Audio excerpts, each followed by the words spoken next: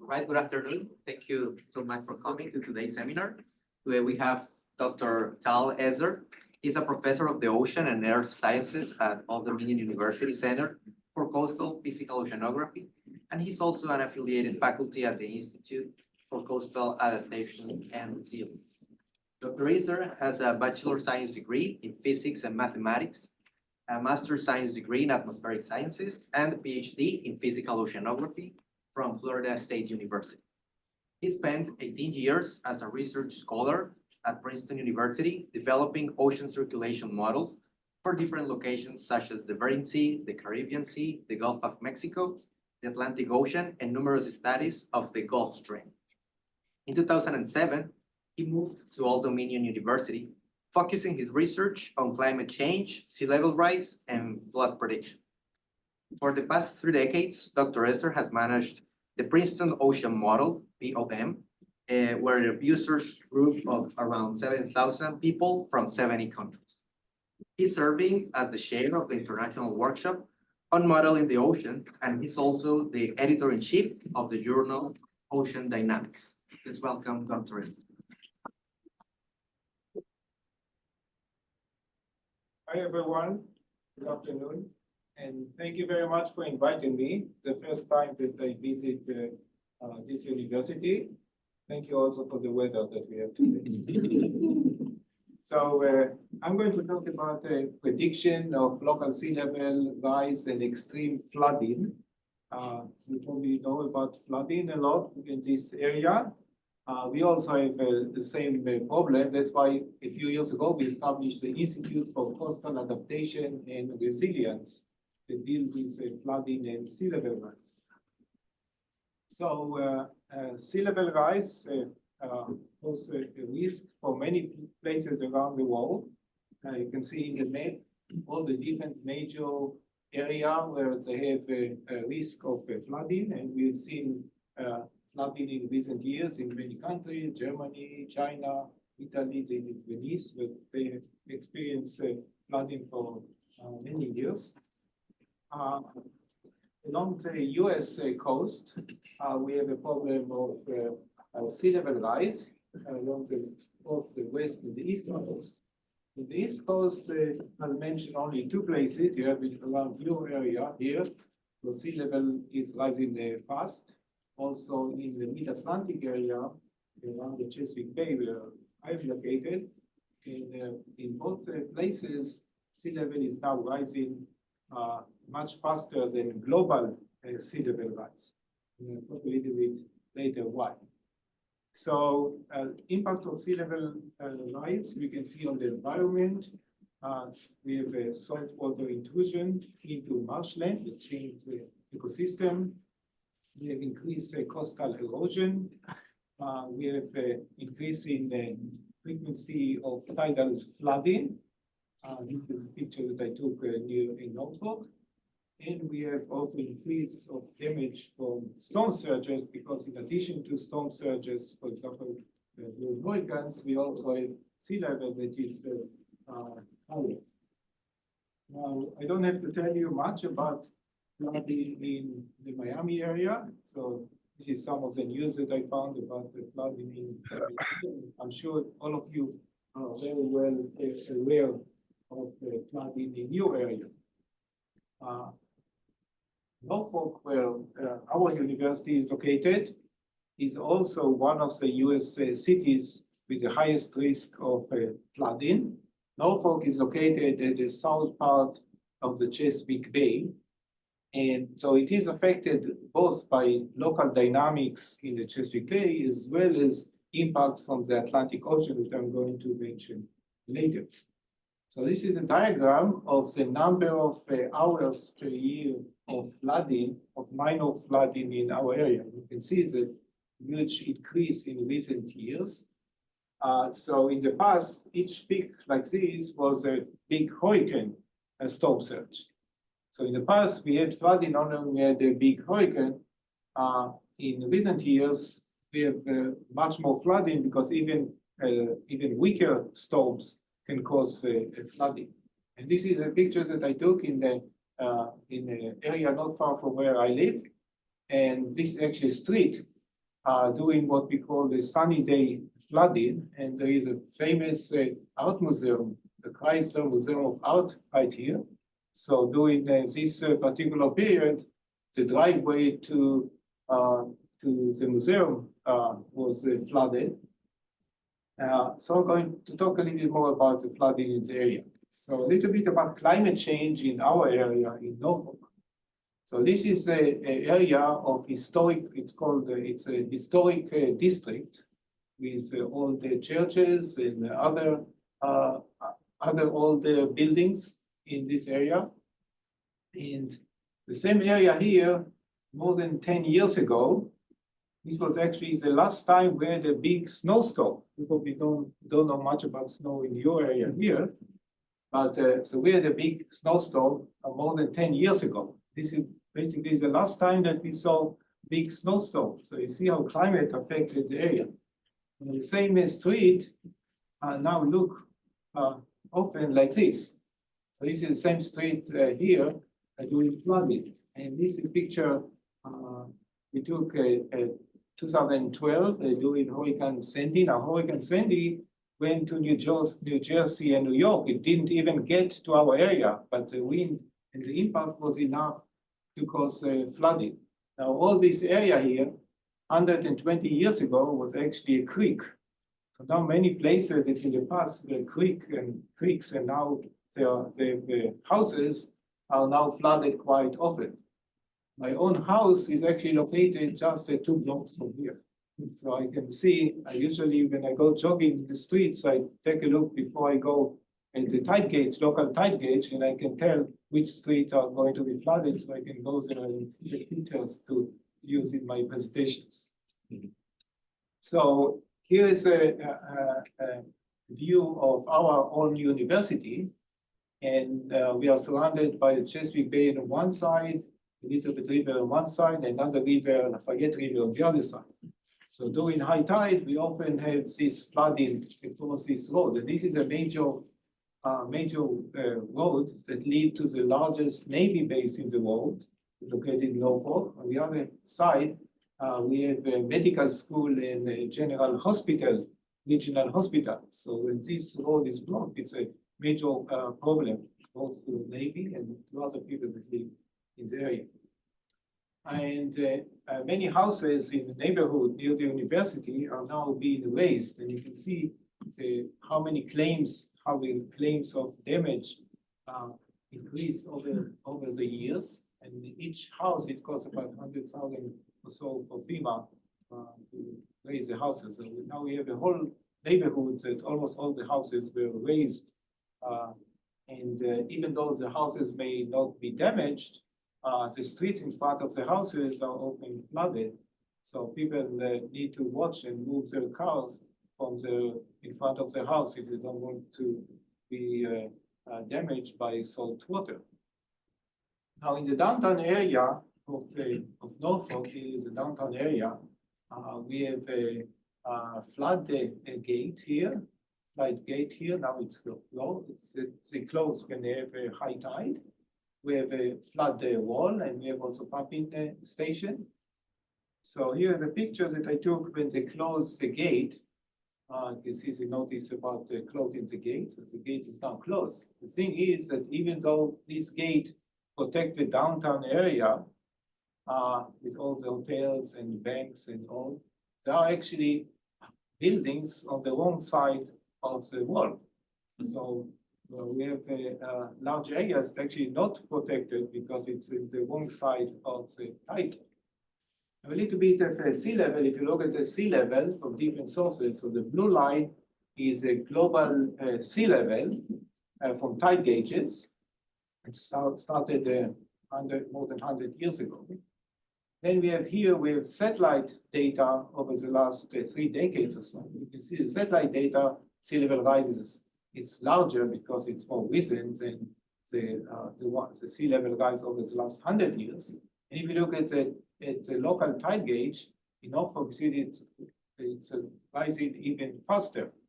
And if you look at a particular storm surge, what we have to take into account, the global sea level rise, the local sea level rise, and also storm and tides. So we have to take into account all these components. Now, why sea level is rising faster in Norfolk?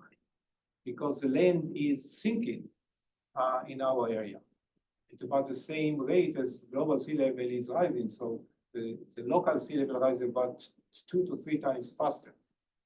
Then we have additional change that the sea level is actually accelerating. So the rate is increasing because of the local dynamics, ocean dynamics that I'm going to talk about a little bit later. So here is a summary of all the top storm surges that we had in our area. We have similar statistics about your area. You also experience a lot of tropical storms and hurricanes. So what you see is in the past, sometimes we had a period of 10 to 15 years with no major storm surges. But in recent years, we have this cluster of storm surges because sea level is rising, even weaker storms can still cause some flooding. So this is a major flood level, moderate and minor.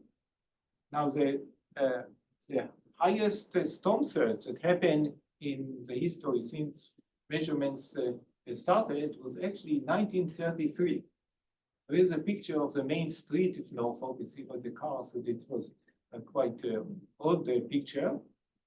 So this one was happened in 1933 when sea level was much lower than today. So what will happen if similar storm will happen today with sea level rise? So you see now we'll get something that will be much more catastrophic than anything that we have seen in the past. So we have to take into account that if a storm like this will come again today, will cause much more damage than anything that we have seen before. So if you want to predict future floods, we have to take into account many different factors. So we have a global sea level rise. We have local land subsidence, and land is sinking. This is actually a picture of Norfolk from satellite. Now in satellite, you can measure how fast the land is sinking, and actually it's sinking at about 1 to 3 millimeter per year, which is equivalent to the sea level rise. Then we have hurricanes and tropical storms, so we have a storm surge. Then we have to take into account also tides and waves. And then we have to take into account ocean dynamics. In particular,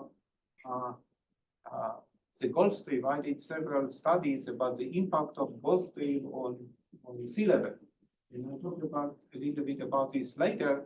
The Gulf Streams that flow along the coast of starting from Florida and the Carolina and then separated into the Atlantic has strong impact on coastal sea level. This is quite unpredictable, and I'm going to mention this later. Then we found out that because of climate change, there's actually increased precipitation in the northeast of the US.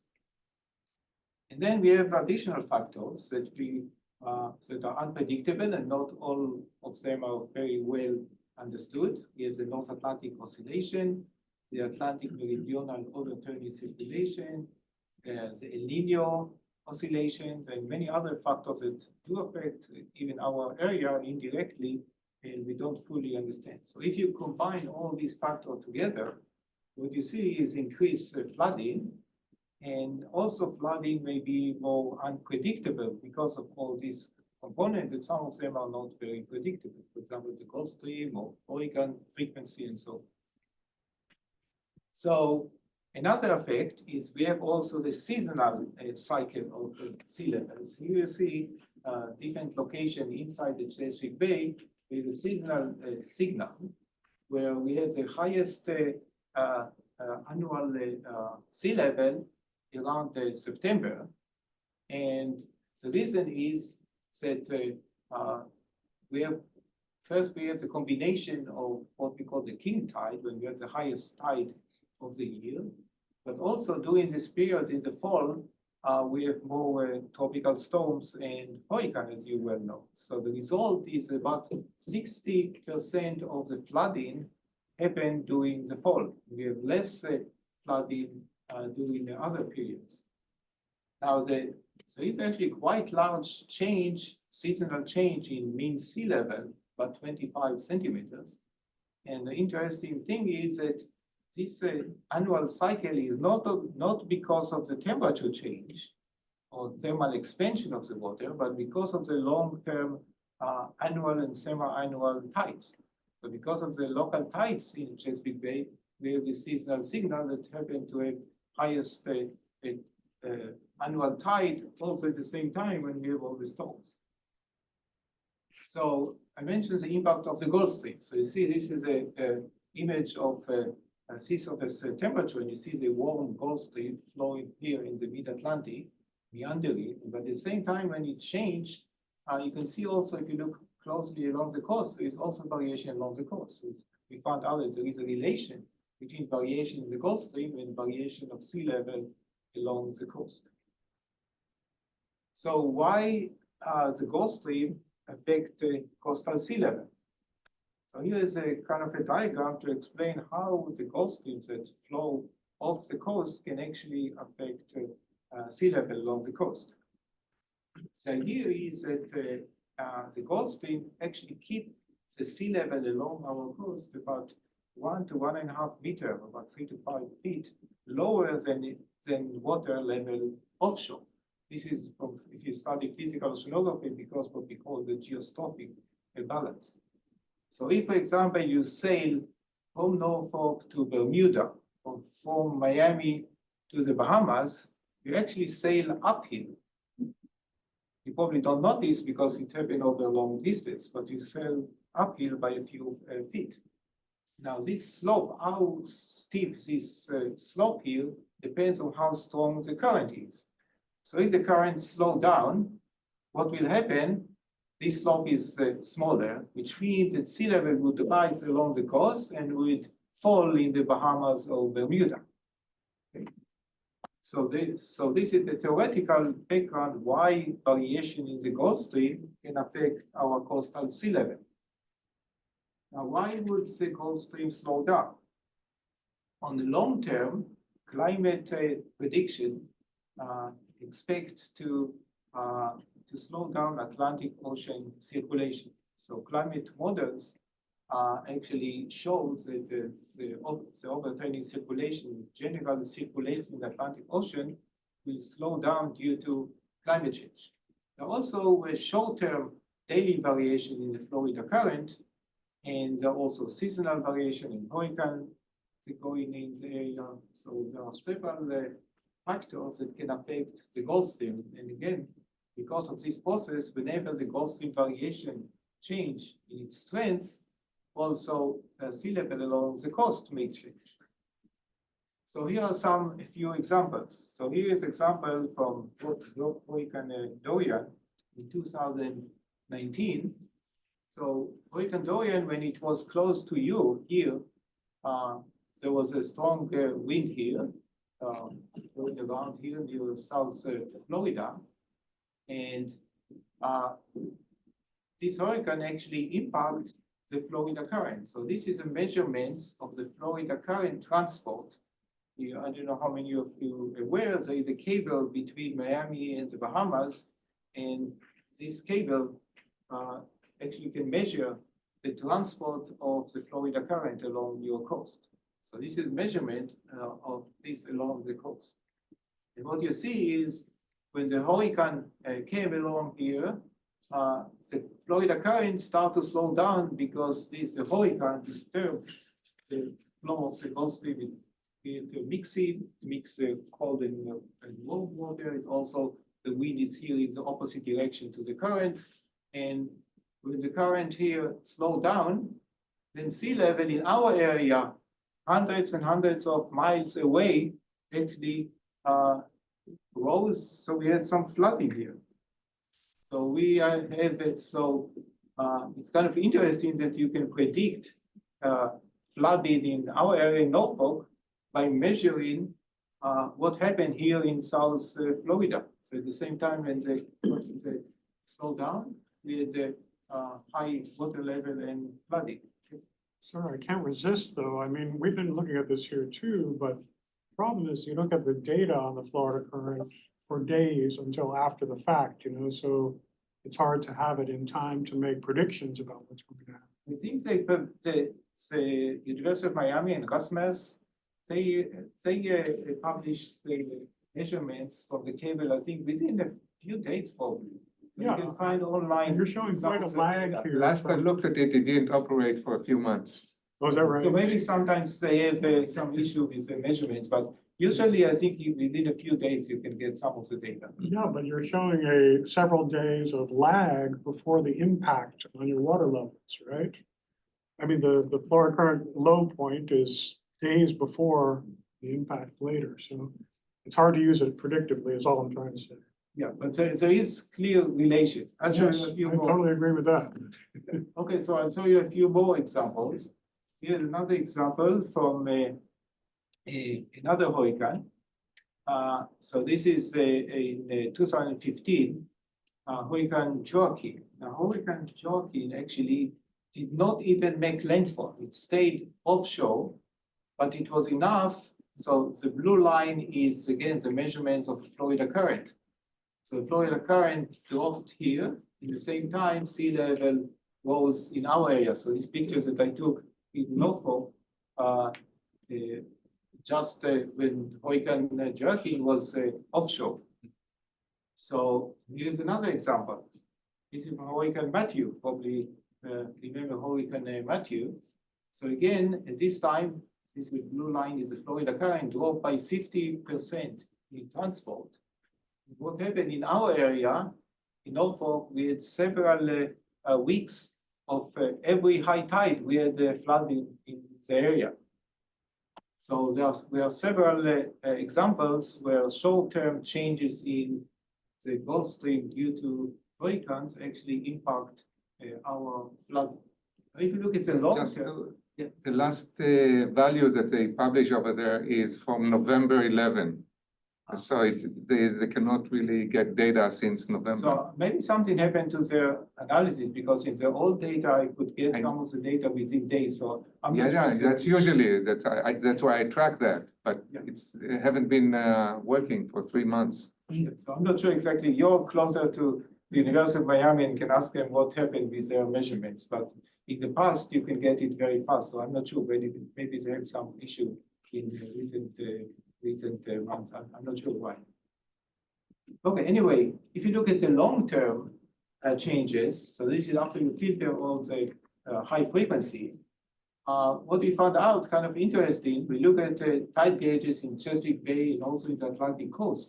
And they all seem to have this long-term pattern, consistent pattern. So why is that? So we look at satellite data, and we look from satellite data at the strength of the Gulf Stream. This is a red line. So what we found out, there are periods where the Gulf Stream slowed down, at the same time we have higher than normal sea level and more flooding. Another period where they go down, another period of higher water level in all the stations. Then in this period, there was decline and there is acceleration. And actually, I found out the correlation of about 0.85 between the changes in the strength of the Gulf Stream and sea level on these time scales. So how can we predict future flooding? So we need to combine statistics from the past data. So here we have, this is a tide gauge near the Norfolk Navy base there.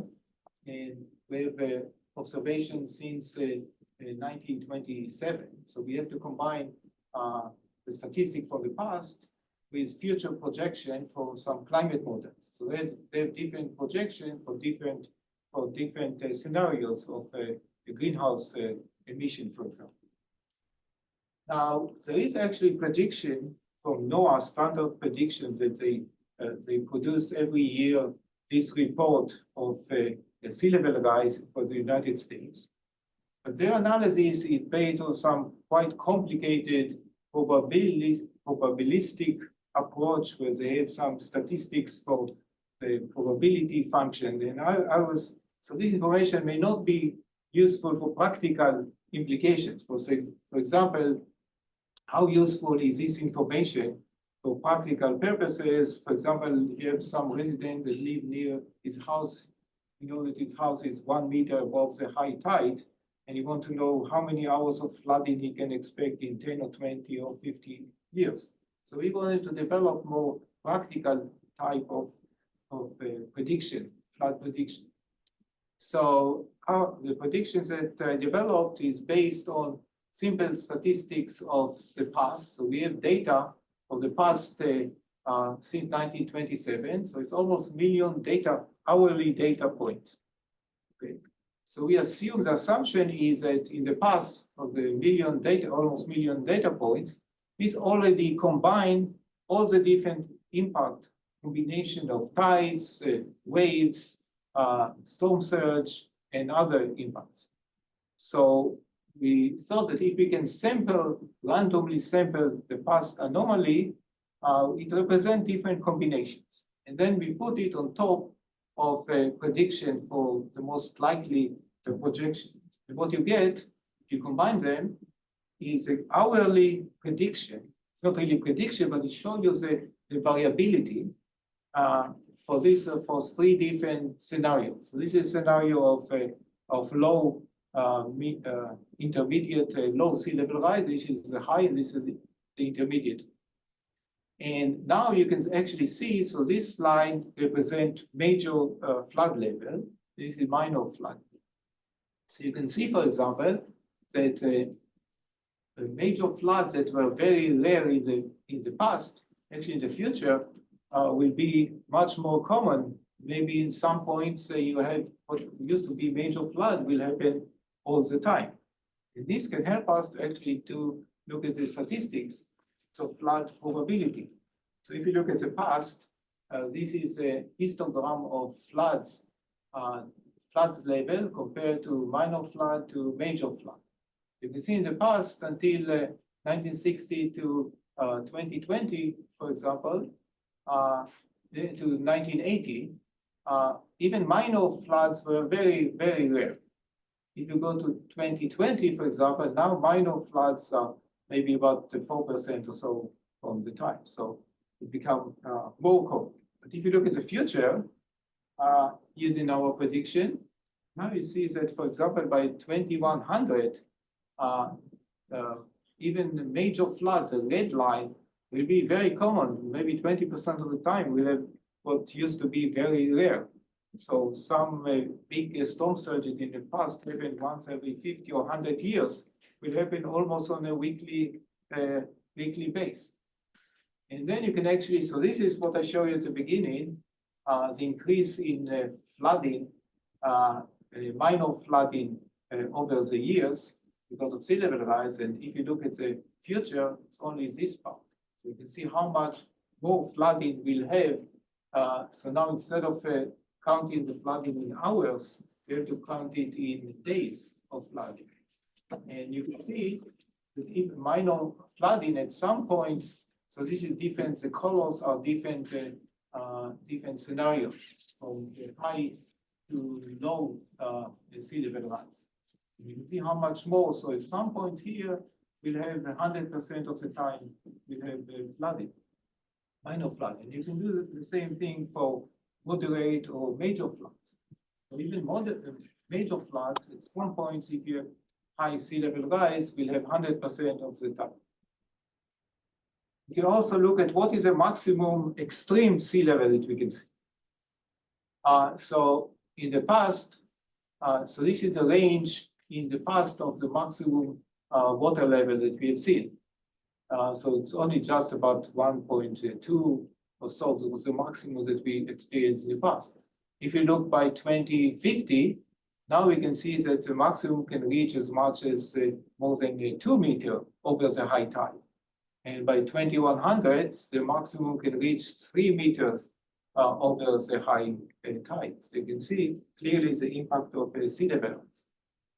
So if you put everything, all the predictions I showed you before, on one graph here, so this shows you what percentage of the time Norfolk will be flooded. So the black line is the past data. The color lines are for the 3 different sea level rise scenarios. I can see that floods that happen in the past very rare, only every few years, will actually become quite common every month or maybe every week or so. One thing that we notice when you look at the graph, if you look at the middle line, here's the black line here and the blue line here, they're almost, this is a logarithmic scale. They're almost on the same line. So this will give you some kind of an estimate of the minimum flooding expected, the blue line. And because it's almost a straight line or logarithmic scale, it means that actually we can find empirical formula to predict what percentage of the time you're flooded. So the only two parameters that you need is to know which year you want to predict and what the flood level relative to the high tide. So F will just be how many meter above the high tide. Actually, if you test this formula, you can see that it actually predicts quite well what really happened. Now, with this formula, you can actually calculate at what year for each level you're underwater 100% of the time. The F again is how many meters above the high tide. So, for example, F0 means high tide today. So if you live in a place where you only flooded when you have the high tide, by 2080, it will be flooded 100% of the time. And you can summarize this by this graph that shows you for each year and for each flood level, so it's a major flood and minor flood, what percent of the time will be flooded. So this is a very practical estimate of how much flooding you will have. So keep in mind that even 2% flooding, it doesn't sound much. It means that you have 1 week of flooding per year, for example. And if you have 8%, it's about 1 month of flooding per year. So all these calculations were done as a kind of a test for Norfolk. Now, if you look at the entire, then I decided to look at the entire Chesapeake Bay to see. So we only did the calculation, this flood prediction for Norfolk. What happened of the other place? Now, if you look, we have several tide gauges along the bay, and these are the different locations along the bay. And you can see they have quite different sea level rise values, and there are also some other variations. So, for example, the rate that we see during this period until 2021 range between 4.5 millimeter per year to 6.2 millimeter per year, compared to the global sea level rise, which is about 3.5 millimeter per year. We also have acceleration, which means that sea level is rising a little bit faster every year. The acceleration also changes. Now, if you compare all the different locations, so this is the kind of summary of sea level rise. So this is the rate of sea level rise, the function of latitude. And what you see that we have a higher sea level rise in the lower bay compared to the upper bay. So sea level is actually rising locally faster as you go down in the bay, most of the locations. They're also different between the western side and the eastern side of the bay. It's another geological risk. So the reason of this trend is that the land is sinking faster in the lower part of the bay compared to the upper part of the bay. On the other hand, if you look at the acceleration, so what is acceleration? Acceleration is a non-linear part. So the linear part is this coefficient. The non-linear is this coefficient. So if you look at acceleration, this is a non-linear sea level rise, which is actually the opposite. So now in the upper part of the bay, we have a faster acceleration than the lower part of the bay. This means that in the future, sea level rise may change inside the bay. And the reason that we have this acceleration in the upper part of the bay is because of some local dynamics that I'm going to talk a little bit. So if you try to do a prediction of sea level rise in the bay, now we have a little bit of a problem because the red line, so the blue is the past observation and the green is the future prediction based on the past statistics, while the red lines are the 3 projections from NOAA. So NOAA projection there's large variation between what scenario you take. There is also, it doesn't take into account all the variations, but it also doesn't take into account the variation between one location to another. So, for example, one location, the prediction based on this local statistics give you between the low and the middle lines, and here it gives you above the middle line for this location. So this means that there is some local statistics that is not really taken into account in the standard prediction of norm. Another interesting thing when you look at the different tide gauges, so this is a local correlation on decadal, interannual and decadal scale if you remove all the high frequency. So this is the correlation between different stations. This is the upper bay and this is the lower bay. What we found out, kind of interesting, all the stations in the upper bay are positively correlated with each other. All the stations in the lower bay are correlated with each other positively. But there is a negative correlation, the blue negative correlation between the upper bay and the lower bay. So what can explain negative correlation within the same bay? So we look further into this correlation by comparing one tide gauge in the upper bay near Baltimore and the one in Norfolk in the lower bay. And when we correlate the two locations, the sea level in the two locations, what we found out, we broke down this time series into different modes using some analysis called EMD, empirical mode decomposition. I won't get into all the details, but all the different periods, we broke down this time series into different periods. You see that all the periods have positive correlation between the two, but there is this very unusual long-term signal where the two locations actually in opposite direction with a very strong negative correlation between the two. So it's kind of strange. So we thought, what can cause this kind of response where sea level, long-term sea level in the lower bay and the upper bay are so different, actually anti-correlate with each other. So what can we think of that relate to long-term oscillations? So there are actually several new recent studies that indicated some large-scale Atlantic Ocean climate variabilities that affect the local sea level. And they suggested different mechanisms. Some suggested impact of the Gulf Stream, impact of different wind pattern, even the Rossby waves that come from the Atlantic, heat fluxes, changes in the subtropical gyre. So each one of these papers suggested some different mechanism where the open ocean, Atlantic Ocean can affect the coast. So one of the things that we decide to look at is the Atlantic Meridional Overturning Circulation, or AMOC. I hope most of you already heard about this Atlantic Overturning Circulation. So since 2004, there are observations of AMOC. There is an international project of measurements and include the three components. One of them is the Florida current that represents the Gulf Streams that I mentioned before. Then they have the ECMAN, or the wind-driven part that they calculate from the wind over the Atlantic. And the third component is they call the upper mid-ocean transport based on observations of currents and density field here.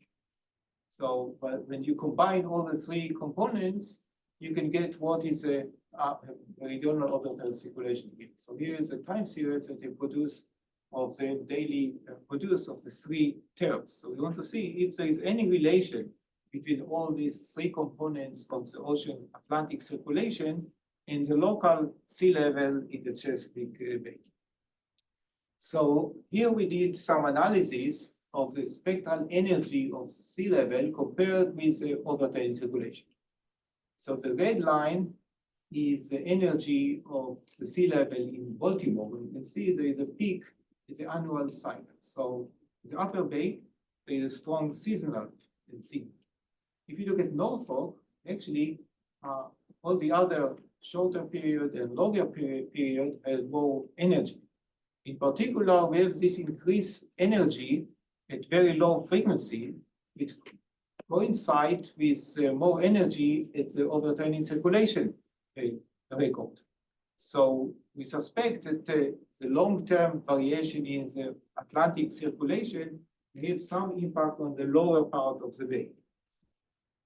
So when we look at the analysis of the non-linear trend, after we remove the linear trend, so this is a comparison of the long-term signal after you remove the sea level rise.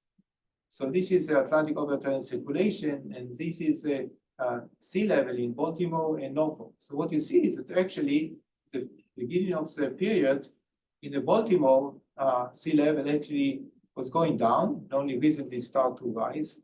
In Norfolk, it's opposite. The non-linear sea level was rising, but then now it's going down, so it's went in opposite. So when you do the cross correlation, see both of them have strong negative correlation with AMROC, but there is a difference in the lag by about 10 years between the two.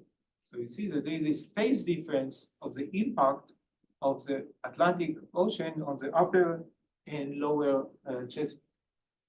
When you look at the difference, this is a correlation between the sea level and AMROC. On the left is the Norfolk, on the right is Baltimore, and we also compose it into the high frequency and low frequency. And first you see, for example, the Norfolk, you see the bars are much larger than in Baltimore. So this is another indication that we have more impact from the Atlantic because Norfolk is located closer to the Atlantic Ocean. So it has a stronger correlation than Baltimore, which is in the upper part of the bay. There's also difference between the high frequency and low frequency. So each color here represents different components. So this, for example, is the Gulf Stream. So it's very interesting that the Gulf Stream, for example, when the Gulf Stream is stronger, sea level in Norfolk for the high frequency actually going down, but for low frequency, it's opposite. There's also opposite response between Norfolk and Baltimore. So this, all the bars here are exactly the opposite direction between the two. So the impact of the Atlantic circulation work in opposite direction on the upper bay and the lower bay, and also a different in high frequency and low frequency. So what is the theory behind it? So the idea that I had of how the large-scale Atlantic Ocean variability affect the Chesapeake Bay is as follows. So in the upper bay, the hypothesis is that it's more affected by local changes, local wind, local heat fluxes, are all part of the Atlantic climate, but they are more local effect. On the lower bay, on the other hand, you have more direct interaction with the Atlantic through the mouth of the bay. So variations in the Gulf Stream that I mentioned before, or other variations that may be affecting the exchange of water and heat and so forth between the Atlantic and the bay. Now, in order to check if we see any of this long-term variability in the lower part of the bay, we need some observation in the mouth of the bay. In fact, we have a high-frequency radar observation in the mouth of the bay. And here are the observations. There's several stations there, and you can see that it's dominated by these tides. So these are actually observations that these observations are maintained by our university. We maintain several high-frequency radar measurements. And this is used for search and rescue, for pollution tracking, navigation, Navy operation, the large Navy base here, and also these models. So we want to see if we remove the tides here, if there is any large-scale signal of flow in and out of the bay.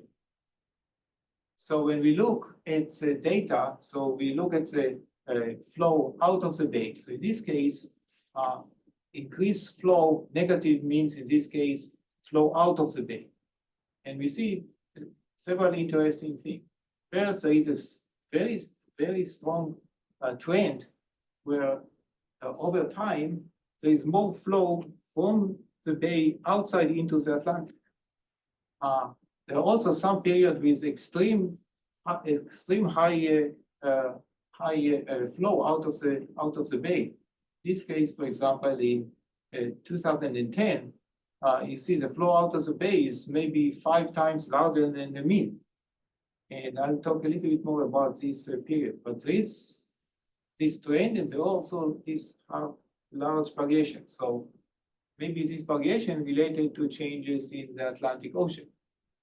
And when you look at the yearly mean anomalies, so here we compare, it's a little bit complicated, there's a lot of lines here, but I'll try to explain. So we have the Gulf Stream is the grid line here. Then we have the surface velocity, the dashed line is the one from the radar, the velocity. And we also have the temperature in red and sea level at Norfolk in blue. What we see, there was a special period here during 2010 where we see that during this period, we see that the temperature was relatively cold. Sea level, the blue line was high. The Gulf Stream was very weak, and also the flow was strong out of the bay. And this period during 2010, actually, there were several studies that studied this period. There was a period where the North Atlantic Oscillation index was very low. The AMOC was very weak.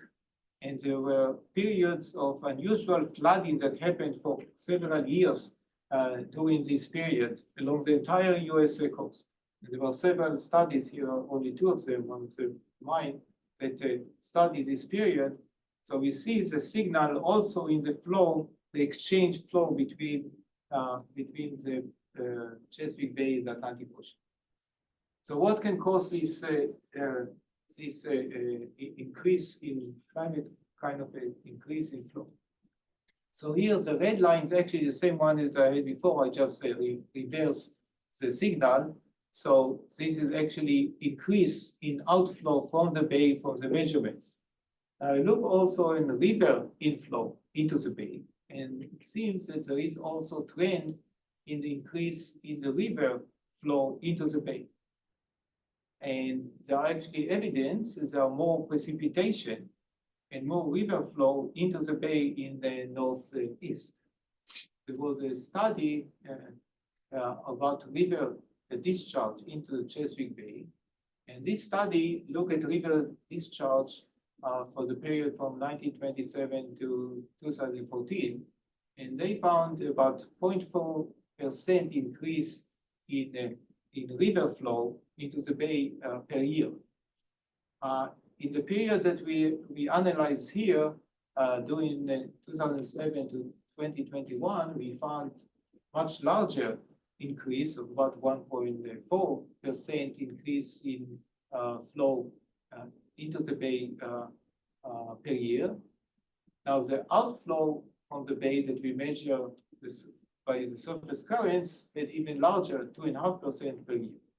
So they're all related, and what we think is that the increase in the flow from the bay into the Atlantic is a combination of both the increase in precipitation in river flow as well as a slowdown of the Atlantic circulation. So it's probably some combination of the 2 factors. So in summary, we developed a simple sea level projection based on past observation. It provides some useful information for future flooding and risk. And this is useful information for mitigation and adaptation to flooding.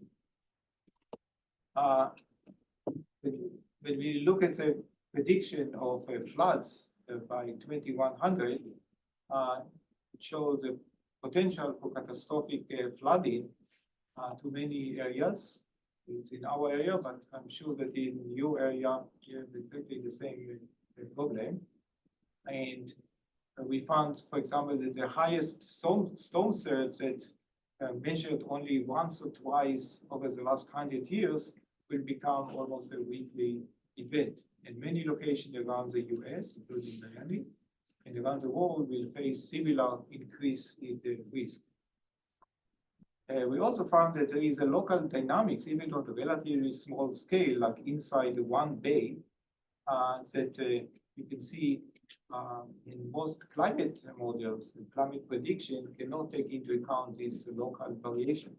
So I'm sure that even along the coast of Florida, there may be some differences along not only the east and west coast of Florida, but also within the same coast between different locations because of different dynamics. I know some of the students here that I talked with study different impact along the coast. So some solution is we did when we downscale from global climate model to high resolution local area. We need to include some local hydrodynamics and local dynamics. So here are some of the different publications that mention some of the things that I mentioned in my talk. If you are interested, I have these and some other publication. And by the way, this is a picture that I took during one of these flooding, and there's a whole parking lot here that is underwater. And even after many years of flooding, some residents here don't pay too much attention, and then there is salt water into their cars that cause damage. So thank you very much, and I'll accept any questions that you have.